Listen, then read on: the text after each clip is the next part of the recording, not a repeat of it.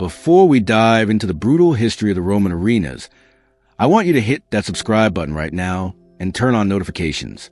What you're about to see will challenge everything you think you know about ancient Rome.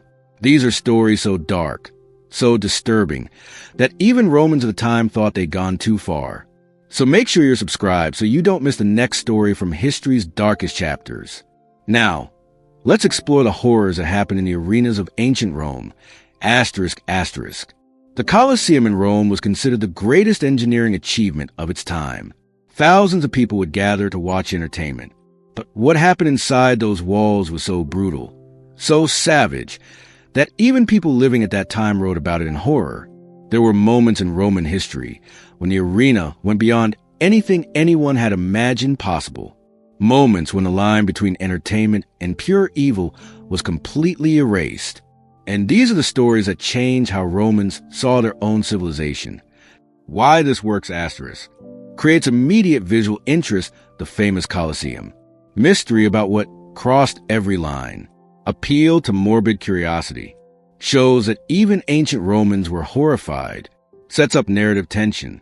To understand how the Roman arenas could become so dark and disturbing, we need to understand what they were originally created for. The arenas of ancient Rome started as a form of entertainment for the masses. Gladiatorial combat was supposed to be controlled, regulated, and meaningful. Gladiators were trained fighters who chose their profession. They understood the risks. And in the early days, the fights were about skill, strategy, and honor. But over time, things changed. As Rome's power grew, the emperors realized something important. Control the entertainment, and you control the people. Give them spectacles, give them blood, give them excitement, and they won't care about politics or taxation or injustice. Bread and circuses. That's what kept Rome stable. So the emperors began pushing the boundaries. More fights, more violence, more blood, more death, and the crowds loved it. By the time we get to the 1st and 2nd centuries AD, the arena had become something darker than anyone had originally intended. It wasn't just entertainment anymore. It was a statement of power. It was a display of Rome's ability to control life and death. It was a way to eliminate enemies, punish criminals, and give the masses a reason to be grateful to whoever was in charge. The emperors who understood this, who were willing to push the boundaries of what the arena could be, became the most popular, and some of them took it to places that were unimaginable. One such emperor was Nero, who ruled from 54 to 68 AD. Nero is one of the most infamous figures in Roman history. He was known for being cruel, unstable, and obsessed with power. He was also obsessed with the arenas. But Nero didn't just watch the games. He participated in them. And when Nero participated, things got strange. In one famous incident, recorded by the historian Suetonius, Nero performed in the arena dressed as a gladiator. He fought, but not against an actual gladiator. He fought against a dwarf. Not as a fair fight, but as something closer to a performance piece where everyone knew the outcome. Nero won, of course. And as the crowd celebrated, Nero demanded that the dwarf be carried out on a stretcher used for the dead, regardless of whether the dwarf was actually badly hurt or not. It was theater. It was cruelty for the sake of entertainment. But this was relatively mild compared to what would come later. Another emperor, Caligula, took things to even more disturbing levels. Caligula is often described as mad, and whether that's medically accurate or not, what's certain is that his arena games became increasingly unhinged. Caligula would order animals to be brought into the arena, not to fight each other or gladiators, but to be killed in increasingly creative and sadistic ways. Elephants would be pushed from towers. Lions would be starved and then forced to eat human criminals. Bears would be trained to maim men in specific ways. But the most disturbing part wasn't what happened to the animals. It was what Caligula made of the human victims. Caligula would order that condemned criminals be executed in the arena in ways that were designed not to kill them quickly, but to maximize their suffering. A man might be tied to a post and slowly strangled while the crowd watched. Another might be covered in honey and left in the sun to be eaten alive by insects. These weren't quick deaths. These were meant to be slow, agonizing displays of human suffering. And Caligula would sit in the emperor's box, enjoying every moment. One historical account describes Caligula ordering a man to be cut in half, not executed, but literally cut in half vertically, while still alive, so that the crowds could watch what happened as a human body was separated. These acts weren't considered necessary for justice or punishment. They were considered entertainment. But the true turning point, the moment when even Romans started to realize that things had gone too far, came during the reign of Emperor Commodus, who ruled from 180 to 192 AD. Commodus was different from other emperors. He didn't just want to watch the games. He didn't just want to control them. He wanted to be the star of them. And he was willing to make the games as dark and disturbing as possible in order to maintain that position. Commodus would appear in the arena almost daily. He would fight, if you could call it fighting. He would enter the arena with wooden swords while his opponents had real weapons. He would face condemned criminals who were instructed to simply stand there and let themselves be hit. Sometimes he would face wild animals, but the animals would be drugged or weakened so that Commodus could easily defeat them. But what made Commodus truly disturbing was how he used the arena to eliminate political enemies and consolidate power. If Commodus suspected someone of disloyalty, that person would end up in the arena. Senators, generals, politicians. They would all be condemned and sent to fight, always losing, against gladiators, animals, or simply be executed in creative ways while Commodus watched and laughed. One incident that particularly shocked Romans, that was recorded by multiple historians because people couldn't believe it actually happened, involved a man named Ceodorus. Ceodorus was Commodus's chamberlain, his right-hand man. But Commodus eventually turned on him. And when Commodus turned on you, the arena was waiting. Ceodorus was brought into the arena, stripped naked, and forced to fight a group of wild lions. The lions, who hadn't been fed in days, attacked him with fury. The crowd watched as Ceodorus was literally torn apart by the animals, piece by piece. But Commodus didn't just let it happen. He prolonged it. He ordered the lions to be pulled back, allowed Ceodorus to recover slightly, and then sent them in again. The agony was extended for as long as possible. And when it was over, Commodus celebrated. He took a victory lap around the arena, waving to the crowd as if he'd accomplished something remarkable. Historians recording this were stunned. Even by the standards of Roman entertainment, this seemed wrong. This seemed excessive. This seemed cruel for the sake of cruelty alone. But it wasn't just isolated incidents. Commodus did this repeatedly. He would spend entire days in the arena, participating in fights, watching executions, enjoying the spectacle of human suffering. He would sometimes kill dozens of people in a single day, not soldiers, not military enemies, but citizens. Sometimes guilty criminals, sometimes innocent people who'd simply offended him. The arena became a tool of terror. You could be executed at any moment, not for a crime, but because the emperor had decided you were no longer useful. One particularly dark moment came when Commodus decided to execute a group of people by having them attacked by wild boars. But not ordinary boars.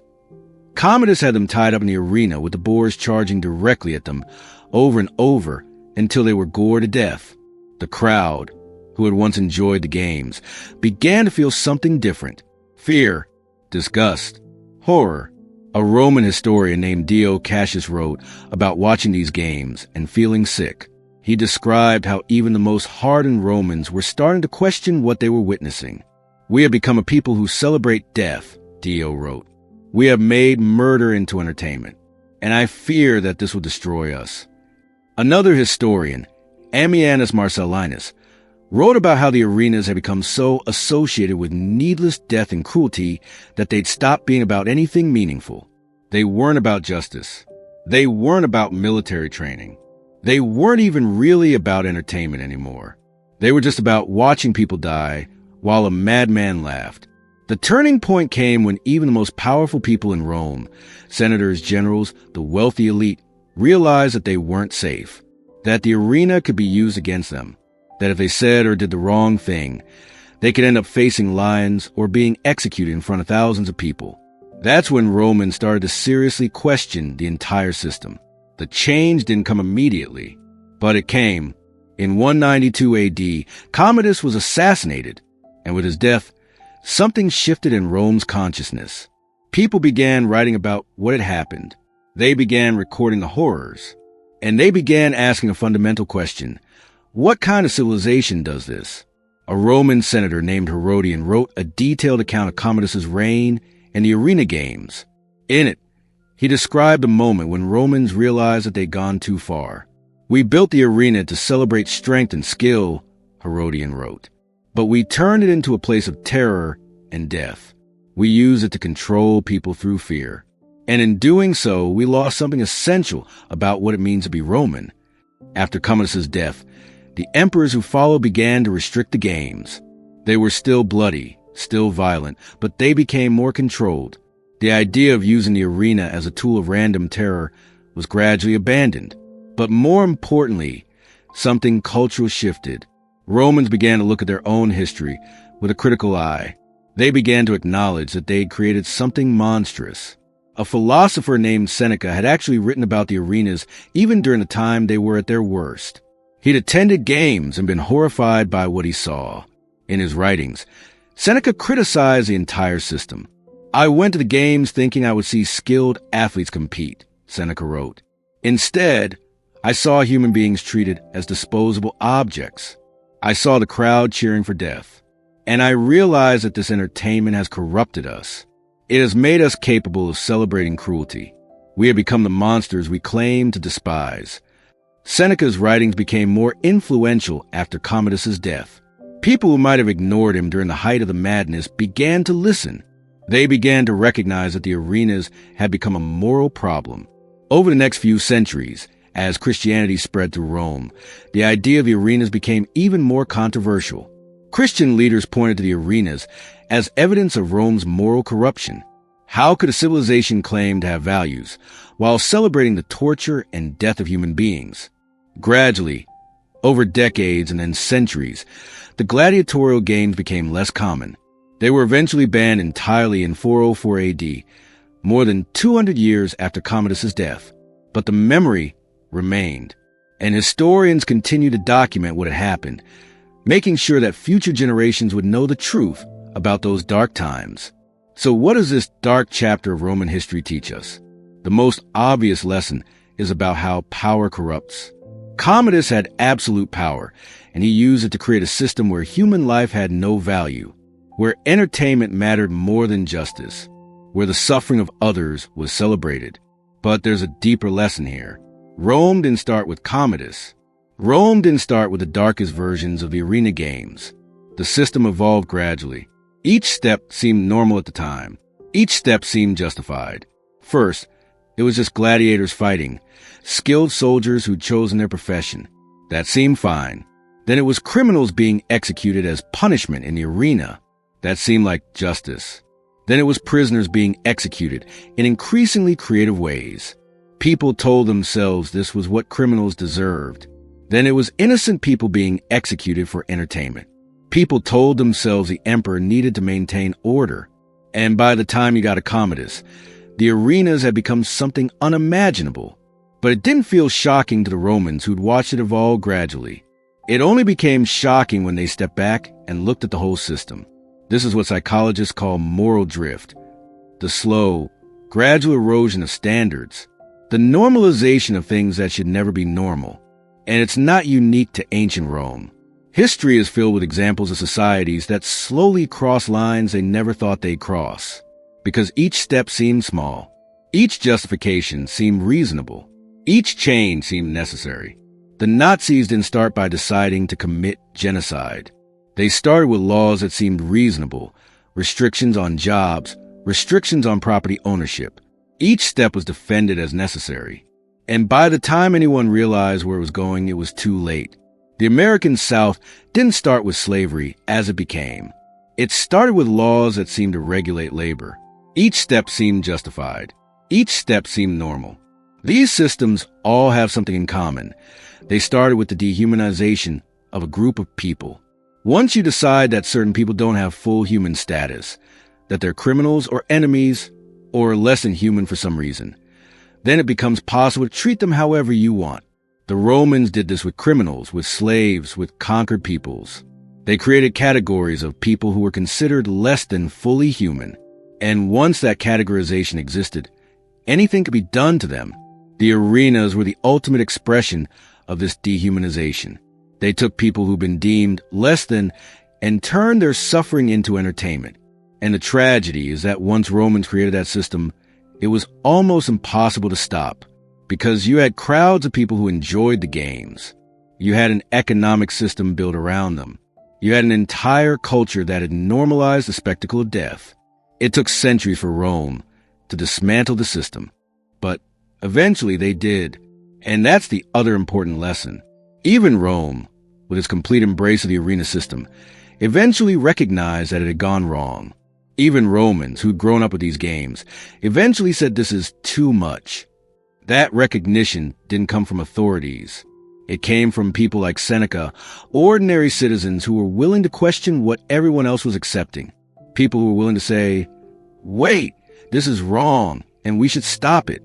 And eventually, enough people believed that the system changed.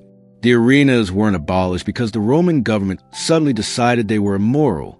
They were restricted and eventually banned because society's values shifted, because people stopped accepting the normalization of cruelty, because someone eventually said no. Final legacy and message. The arenas of ancient Rome stand as a testament to what happens when a society decides that the suffering of some people doesn't matter. They show us how easy it is to drift into accepting cruelty when it's presented gradually, when it's justified, when it's normalized.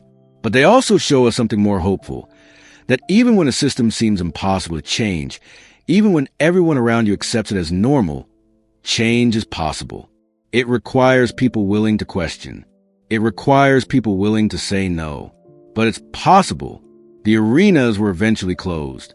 The practice of gladiatorial combat was eventually abandoned, not because Rome suddenly became enlightened, but because enough people decided it had to stop. That same power exists today. The power to look at something that everyone else accepts and say, this is wrong. And we need to change it. If this story moved you, if it made you think about society and justice and human dignity, then I need you to do something right now. Hit that subscribe button. Turn on your notifications. Because every week, we bring you stories from history's darkest moments. Not to glorify them, but to understand them, to learn from them, to make sure we don't repeat them. Asterisk, asterisk. Share this video. Because people need to understand that civilizations can normalize cruelty, that it can happen gradually, that we need to be vigilant about what we're accepting and what we're allowing, that our choices matter. Asterisk, asterisk. Tell us in the comments, what do you think was the most disturbing aspect of the Roman arenas? Do you think modern society has anything similar that we're not seeing? What practices do you think future generations will look back on with horror? Your comments matter. Your perspective matters. Because understanding history is how we build a better future. Asterisk, asterisk. Thank you for watching. Thank you for caring about truth and justice. We'll see you in the next video.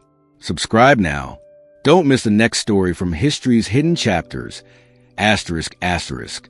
Remember, civilization is built one choice at a time. Make sure yours counts. Asterisk, asterisk.